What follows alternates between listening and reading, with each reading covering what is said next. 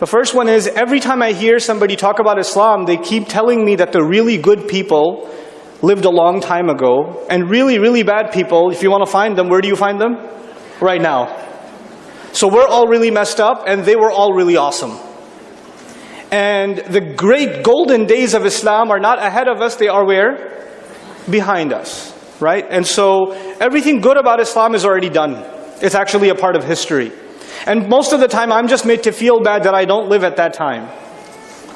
Over and over and over again. That good people lived a long time ago, we're pretty much all terrible people. This religion belongs in ancient times. And if you really want to bring the good days back, then you have to live and act like it's 1400 years ago. You cannot acknowledge that you're living in 2015 or 1998 or whatever. You can't do that. You have to imagine that you're living in Umar bin al-Khattab's time, radiyallahu ta'ala anhu. You should almost feel guilty that you don't have a camel parked outside. That's the first attitude. That it's basically, I'll summarize it. The first attitude is that this religion is outdated. Here's my second attitude. My second attitude was that this religion is pretty harsh. It's pretty tough. There's a lot of ways to end up in hell. A lot. And the rules that this religion has on top of that seem kind of harsh and unfair too. How come a woman's testimony is only half that of a man? How come a man can marry 4 women? How come you cut the hand of a thief? What is that? Why did the Prophet say this? Why did the Quran say that? And there were so many things that when you first hear it, you're like, really?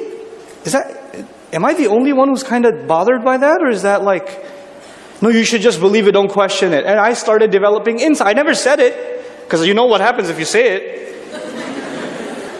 So the religion is harsh and unfair. That was my second attitude. Harsh and unfair. The third attitude that I developed, okay, you know what? I'm going to give it a shot anyway. Yes, it's harsh, it's unfair, yes, it's outdated, but I'm still going to try to be a good person. Let's see. You know what? I kept getting told, no matter how much you pray, your prayer's probably not good enough. You probably made 80,000 mistakes in the wudu that lasted 30 seconds.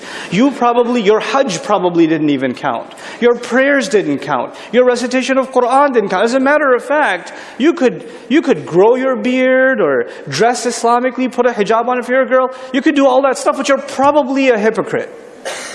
Chances are you're a hypocrite. In other words, no matter what you do, it's probably not good enough. So now, what was my first attitude? It's outdated. It belongs in ancient times. What was my second attitude? It was harsh and unfair. What was my third attitude? You can't win. That leads me to my fourth attitude. And my fourth attitude is a result of the first three. And that was, what's the point? What's the point? I mean, if it's so outdated and it's so harsh, I'm a terrible person anyway. Allah is already angry at me anyway. Why should I make myself even more miserable? Why even bother with this religion? I mean, I'm not going to tell my parents that I'm not Muslim anymore, or I don't want to be a Muslim anymore, because they might freak out. So I'll still go act like I'm praying. But whatever, dude, let me just live my life. Let me just live my life. We have to create a space where young people can ask their questions, and they're not going to be told, Astaghfirullah al-Azim, there's a shaitan on you, let me do some ruqyah on you, let me blow this, you have a deep spiritual problem.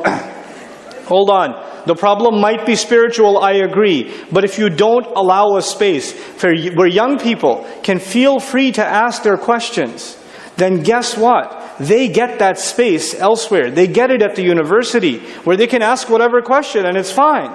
And we can discuss it. What do we do in our masajid? Somebody gives a lecture on some super academic thing, like the fiqh of selling camels or something, and then some guy raises it, I have a question, what about alcohol? What about this? What about that? What about children who speak against their parents? Etc., etc., etc. And the shaykh says, please, this is not our subject today. Please sit down. Somebody else with a question. Instead of giving people the space to hear them out, we'd rather shut them up. Now, transformation is necessary, both on the academic front, the way we approach the teaching of Islam. I think the Muslims should be the ones who begin critical thinking and education in critical thinking, asking the right kinds of questions. If we're talking about Islamic schools, then we should be talking about how Islamic schools should prepare you for public high school, both emotionally, psychologically, but also intellectually. If we're talking about Islamic high school, then the first introduction to philosophy, anthropology, sociology, evolutionary biology, those kinds of subjects that shake somebody up in the first semester of college, those kinds of subjects should not be dealt with the first time at the hands of non-Muslims, but actually by Muslims who know what they're talking about. This is what needs to get done. If this doesn't get done, then why are you surprised that these kids are shaken up? It's really not their fault. Yes, we don't have the kind of resources, but you know what? You don't need many resources anymore. There are social media networks out there. What used to take millions and millions and millions of dollars to propagate, you can just throw on YouTube. If it's a powerful idea, it'll resonate. It'll get out there. We just have to up our quality, up our game. Those of you that have gone through a faith crisis and Allah has brought you out of that crisis, you are actually morally obligated to do something about others who are going through that crisis. What I'm trying to say once again, all four of those attitudes are not a problem of Islam. It is unfortunately a problem of an unintelligent, unfair, disingenuous representation of Islam. So it is high time that the Muslim community that is trying to come to its senses takes charge once again, puts the smartest of our intellectuals, the smartest of our scholars, the most level-headed of our people, put the onus on them on teaching this Islam the way it's supposed to be taught. And not just teaching it the way it's supposed to be taught, meaning write a PhD paper, or write another book, or give another 4-hour lecture. No, because that's never going to reach a 16-year-old. My old 16-year-old self, my 18-year-old self would never be interested in a fatwa. What does that mean? Fat what? I wouldn't be interested in it. What would I be interested in? I'd be interested in a movie. I'd rather go see a movie. I'd rather go see, I'll play a video game. I would. By the way, this is not some liberal, modern, progressive concept. Presenting Islamic ideas through creative media. As a matter of fact, that in its core is a Quranic concept. وَالْعَادِيَاتِ ضَبْحًا فَالْمُورِيَاتِ قَدْحًا فَالْمُغِيرَاتِ صُبْحًا فَأَثَرْنَ بِهِ نَقْعًا فَوَسَطْنَ بِهِ جَمْعًا. Those ayat of Surah Al-Adiyat have nothing to do with the Akhirah. They have nothing to do with the Day of Judgment. They have nothing to do with the Sahaba. They have nothing to do with jihad fi sabilillah. That hasn't even happened yet. It's a Makki surah. They just have to do with epic horses that are going into battle.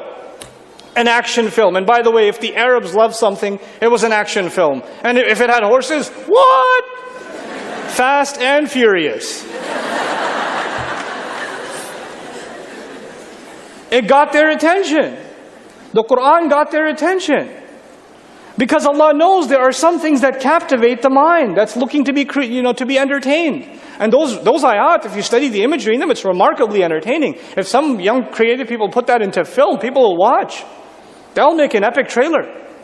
You know how they have epic trailers? Horses riding, swords, there's an enemy standing there, spears ready, and as soon as the clash is about to happen, this ain't bro. I have to see this. That's literally what the Quran did. We need to not just learn what the Quran says. We need to learn how it says it. Allah has a divine way of teaching things.